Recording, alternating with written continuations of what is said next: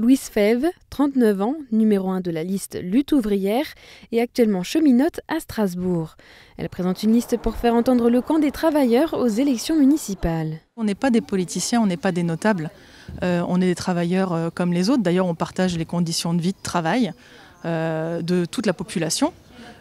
Et c'est ce qui nous a donné envie de présenter un programme de lutte. Ça veut dire se battre contre le chômage, contre les licenciements, pour qu'on puisse exprimer nos propres intérêts, qui ne seront pas défendus par les autres. Pour Lutte ouvrière, défendre les intérêts des salariés passe par la lutte sociale. La liste s'est constituée pendant le mouvement contre la réforme des retraites. 50 jours de grève pendant lesquels ils se sont organisés collectivement et sont partis à la rencontre des travailleurs de divers secteurs. Présenter une liste au municipal, c'est l'occasion de traduire cette contestation politiquement. On ne pourra pas changer le sort des travailleurs à l'échelle d'une seule commune.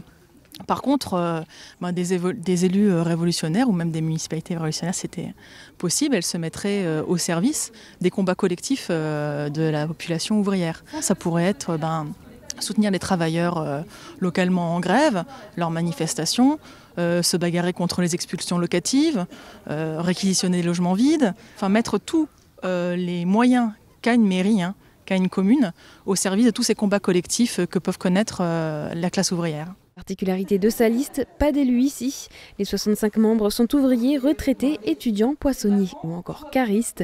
C'est le cas également du numéro 2 qui est ouvrier de l'automobile. De quoi partager les réalités de beaucoup de travailleurs. Aider à combattre toutes les injustices au niveau du travail, les cadences infernales. La production baisse, donc on enlève du monde sur la ligne d'assemblage.